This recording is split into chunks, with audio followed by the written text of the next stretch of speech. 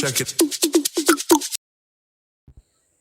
Katika video ya leo tutajifunza namna ya kuweza kupanda mahindi, vitu vya muhimu vinavyotakiwa kwenye kuhudumia mahindi na mpaka kuvuna. Karibu katika chaneli yetu. Mimi ni Peter Mbuligwe. Usisahau kusubscribe chaneli hii ili uweze kupata video nyingine nyingi, na usisahau vile vile kushare ili watu wengine waweze kupata, waweze kuelimika kama wewe unavyoweza kuelimika. Nashukuru. Welcome to the channel, uweze kuona hiyo video. Kama ni mara yako ya kwanza, karibu kwenye channel hii na kuomba usisahau kusubscribe hapo chini kwenye kitufe chekundu ili uweze kupata video nyingine nyingi. Usisahau kubonyeza iko kikengele kwenye all hapo ili uweze kupata video nyingi tofauti zinazokuja kwenye hii channel. Na kama wewe ni mwenyeji kwenye hii channel, basi na kuomba please uweze kushare kwa watazamaji wengine ili uweze kupata video hizi, na usisahau kucomment ni video aina gani unayohitaji ili niweze kukudondoshea. Na kwenye point ya video yetu ya leo tunazungumzia kilimo cha mahindi, namna ya kupanda na vitu vya msingi vya kuzingatia kwenye kilimo cha mahindi. Kabla sijakupa vitu vya msingi vya kuzingatia kwenye kilimo cha mahindi, inabidi kwanza uwe na mbegu sahihi. Na mbegu sahihi mfano ni kama hii hapa na kuoneshea hapo mbele. Hiyo ndio mbegu sahihi ambao ni moja katika mbegu sahihi ambazo unapaswa uzitumie, ila zipo mbegu tofauti ni nyingi ambazo unapaswa kutumia. Na kwenye swala la kipimo, namna ya kupanda mahindi, unapaswa uzingatie vipimo. Vipimo ni vitu vya msingi ambavyo unapaswa uzingatie. Mfano sentimita 75 mstari mpaka mstari, na shimo mpaka shimo ni sentimita 25 kwa 30.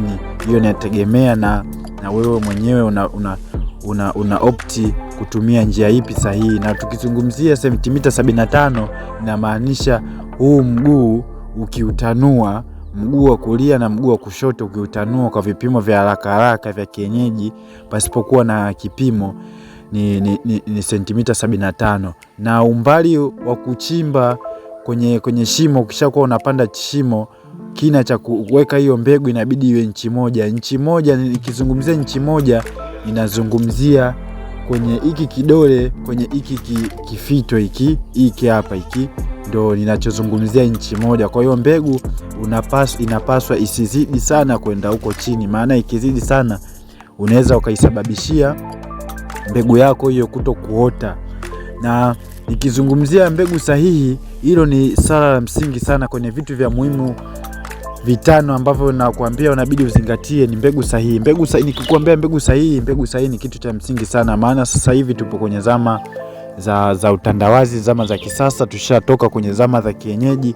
Kwa hiyo usijikite kwenye mbegu za mababu za mabibi. Kama unataka upate faida kwenye kilimo chako, inapaswa utumie mbegu sahihi. Na jambo jingine la msingi la kuzingatia kwenye kilimo hiki, inapaswa uzingatie mbolea. Kuna mbolea aina 3 ambazo unapaswa uzingatie kwenye mahindi. Maana kwenye mahindi mbolea tunaweka 3: mbolea ya kupandia, mbolea ya kukuzia na mbolea ya kuvunia. Mbolea ya kuzalishia, sio mbolea ya kuvunia. Mbolea ya kuzalishia. Na mbolea ya awali ambayo unapaswa kutumia kwenye kilimo cha mahindi ili uweze kupata tija ni mbolea ya kupandia siku 7. Mimi nashauri utumie siku 7 baada ya mmea wako kuota, ila usitumie kabla ya mmea wako kuota. Maana ukiweka kati mmea wako shaota, unajihakikishia kuto kupoteza mbolea yako kuweka sehemu ambayo mmea haujaota. Na mbolea ya kupandia ni dapu, na kuna NPK, na vile vile kuna kampuni moja inazalisha Otesha. Hiyo kampuni siwezi kuitaja, ila hiyo kampuni inazalisha mbolea inayoita Otesha. Na mbolea ya pili ambayo unapaswa uzingatie ni mbolea ya NPK ama mbolea ya Keni. Watu wengine huwa wanatumia urea, lakini mimi sishauri utumie wewe urea, haitakupa tija. Urea sio mbolea sahihi kwenye mazao ya mahindi. Unapaswa utumie Keni au NPK, itakuwa ni vema kwako wewe kuliko kutumia urea. Na mbolea ya mwisho kabisa ambayo unapaswa kutumia, mimi nakushauri utumie mbolea ya Keni au NPK vile vile. Hiyo mbolea kwa wewe itakuwa ni sahihi, au kwenye hiyo kampuni ambayo nilikwambia awali inazalisha mbolea ya Otesha, hiyo kampuni inazalisha mbolea ya Amidas au Silio. Kwa hizo mbolea nazo zinafaa, ni nzuri sana kwenye kuzalishia mazao yako ya mahindi yaweze kukupa tija. Na jambo la tatu la msingi la kuzingatia kwenye kilimo cha mahindi ni palizi. Palizi ni jambo la msingi sana.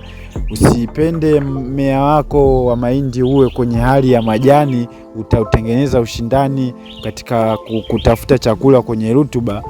Utatengeneza ushindani baina ya mmea wako na hayo magugu. Na jambo la 4 la kuzingatia ni dawa. Dawa kuna booster na dawa ya wadudu. Dawa za wadudu ni mambo ya msingi ya kuzingatia. Vile vile siwezi kutaja ni dawa gani, lakini nitakudondoshea namba hapo, utanitafuta kivyako namna hiyo dawa utaitumia dawa gani, namna sahihi ya kuweza kutumia hiyo dawa. Na jambo la mwisho kabisa ni maji. Kwenye mmea wetu wa mahindi, maji ni jambo la msingi sana kwa wewe kulizingatia kwenye kilimo cha mahindi, maana maji ndio uhai wa mmea wowote. Na hata kama upo kwenye labda sijui ni mmea gani, labda hiyo ni miogo, lakini tukizungumzia kilimo cha mahindi, maji ni swala la msingi ambalo unapaswa wewe mkulima ambao unataka kulima mahindi unapaswa ulizingatie.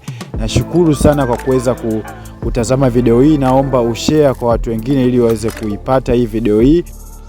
Na kama unataka uangalie namna sahihi ya kuweka mbolea, namna sahihi ya kuweza kupiga dawa kwenye mahindi, basi usisahau kusubscribe kwenye channel hii. Ukisubscribe kwenye channel hii kuna video kama hizo, utaweza kuelimika zaidi wewe mtazamaji. I'm very happy kutazama video hii. Nakuomba usubscribe zaidi hii channel, maana kuna video nyingine nyingi zinakuja kwenye hii YouTube channel.